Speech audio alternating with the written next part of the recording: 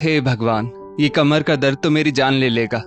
थोड़ी देर बैठ जाती हूँ, वरना घर का बाकी काम कर नहीं पाऊंगी और ये नाराज हो जाएंगे।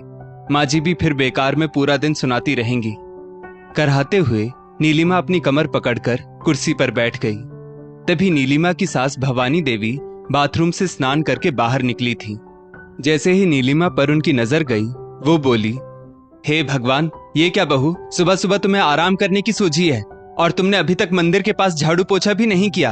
अब बताओ मैं पूजा कैसे करूंगी। औरत की उम्र जैसे जैसे बढ़ती है वो परिपक्व होती जाती है, पर तुम में तो इतने सालों में भी रत्ती भर समझदारी नहीं आई है। अब बुढ़ापे में मुझे ठाकुर जी की पूजा करने के लिए खुद ही झाड़ू पोछा करना पड़ेगा। ये सब मेरे बेटे कौशल के भोलेपन का नतीजा है। वो इतना सीधा है कि अब तक तुम पे काबू ही नहीं कर पाया। अब जल्दी से मंदिर की साफ सफाई कर दो, तब तक मैं फूल लेकर आती हूँ, क्योंकि तुम तो बगीचे से फूल भी नहीं लाई होगी। इतना कहकर वो बगीचे में चली गई। नीलिमा के कराहने की आवाज बार बार आ रही थी।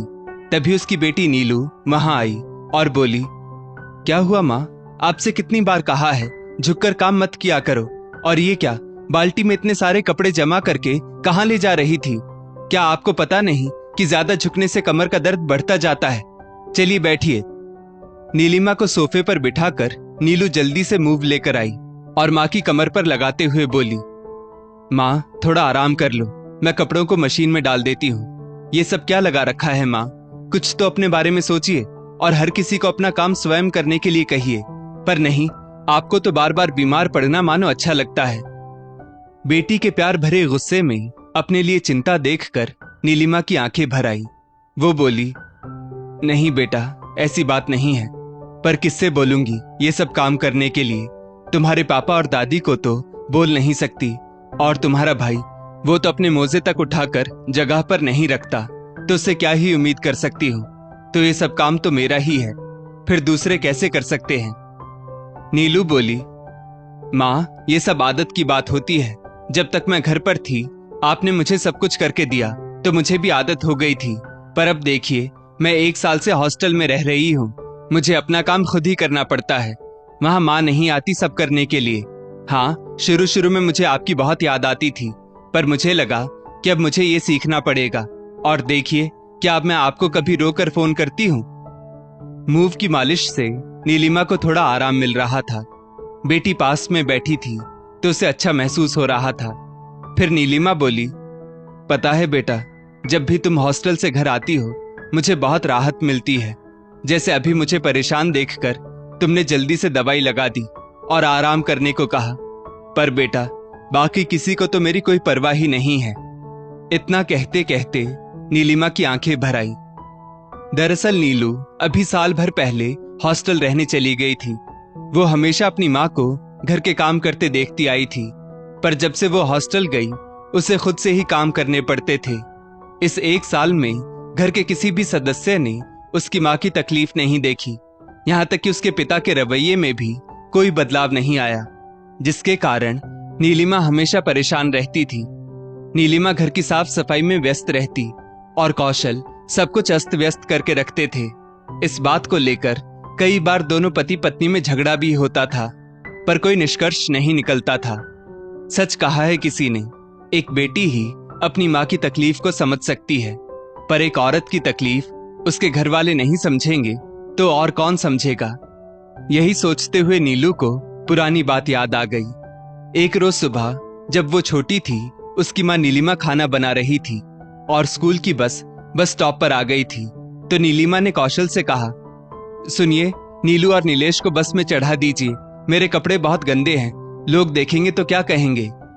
कौशल कुछ कहता उससे पहले भवानी देवी ने गुर्राते हुए कहा, बहू ये क्या कह रही हो, मेरे बेटे को ये सब काम करने की आदत नहीं है, और इतनी पढ़ाई करके वो अफसर बना है, क्या ये सब करने के लिए?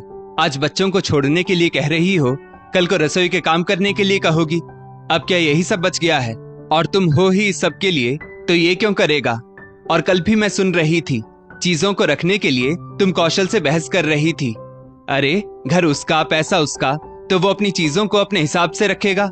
और अगर तुम्हें हर चीज को साफ रखना पसंद है तो साफ सफाई करो, पर मेरे बेटे से दोबारा ये सब मत कहना।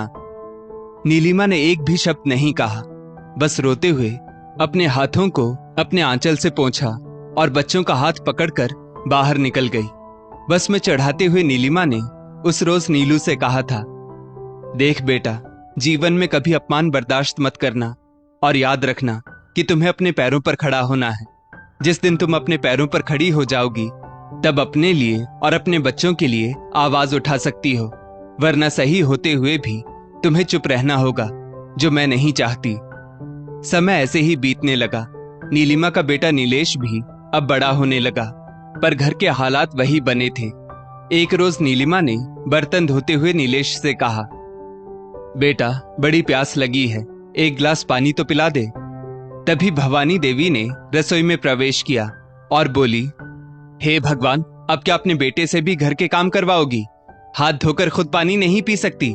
सारा दिन तो आराम करती रहती हो, मेरे बेटे को कभी कुछ अच्छा बनाकर खिलाती हो, ऊपर से अब मेरे पोते से भी काम करवाना चाहती हो। कम से कम मेरे पोते को तो छोड़ दो, और मदद लेने का इतना ही शौक है तो घर के काम अपनी बेटी से क्यों नहीं करवाती? नीलिमा को बहुत दुख हुआ। वो बोली, अम्मा जी, जब सब कहते हैं कि लड़का लड़की बराबर हैं, तो ये भेदभाव क्यों? सबको हर काम आना चाहिए। कल को अगर नीलेश को अकेले रहना पड़ा तो वो सब कैसे करेगा? भवानी जी पर इन बातों का कोई असर नहीं पड़ा। नीलिमा भी जानती थी कि उनके रहते हुए बच्चों में भेदभाव होता ही रहेगा। समय बीता। 12वीं क्लास तक नीलू घर पर ही रही, फिर हॉस्टल में पढ़ने के लिए चली गई। वो हमेशा माँ से कहती, माँ, नीलेश को भी हॉस्टल भेज दो, नहीं तो वो घर पर रहकर पापा जैसा बन जाएगा। नीलू का डर सही साबित हुआ। नीलेश हॉस्टल जाना ही नहीं चाहता था, इसलिए उसकी आदतें भी उसके पिता जैसी होती जा रही थी। भवानी जी के उकसाने में वो भी बिगड़ रहा था। बस अच्छी बात ये थी कि जब भी नीलू आती तो नीलेश को समझाने की कोशिश करती। नीलेश, माँ की मदद करो, अगर वो कभी बीमार पड़ गई तो तुम सब पर भारी आफत आ जाएगी। सोचा है कभी, माँ ने अगर बिस्तर पकड़ लिया तो क्या होगा? जब नीलेश को अपनी बहन की बात सही लगने लगी तो वो कभी कभी नीलिमा की मदद कर देता। उस पर भवानी जी अगर देख लेती तो उसे और नीलिमा दोनों को डांट लगाती। बेटा नीलू, मेरी उठने में मदद करो, घर का बहुत काम बचा हुआ है। अचानक से नीलिमा की आवाज कानों में पड़ी तो नीलू पुरानी यादों से बाहर आई।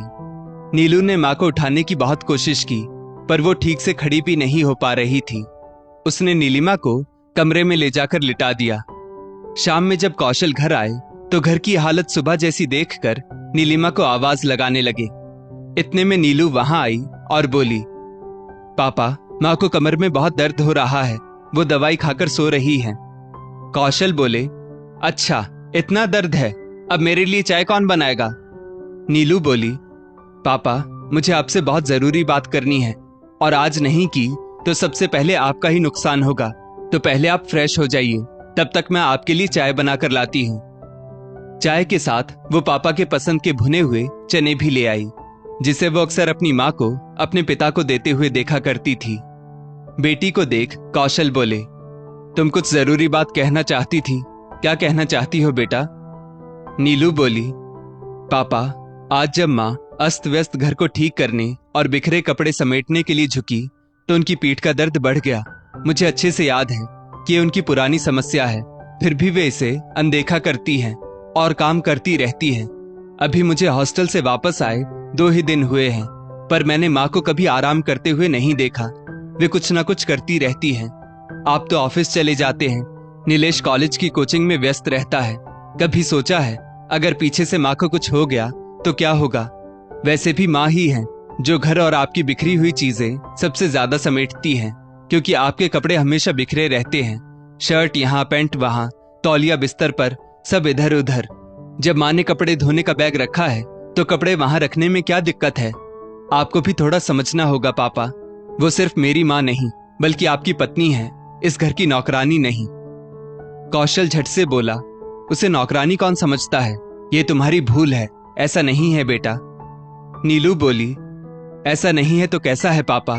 आप सब तो माँ के साथ ऐसा व्यवहार करते हैं जैसे वो नौकरानी ही हो। दादी को देखिए, वो कभी माँ से अच्छे से बात नहीं करती है, और इसका कारण कहीं ना कहीं आप हैं। अरे, जब पति ही पत्नी का सम्मान नहीं करता तो बाकी सब तो उसे हल्के में लेते ही हैं, और दूसरों से सम्मान मिले या ना मिले कोई फर्क नहीं पड़ता। मुझे तो माँ को देखकर अपने भविष्य की चिंता होती है।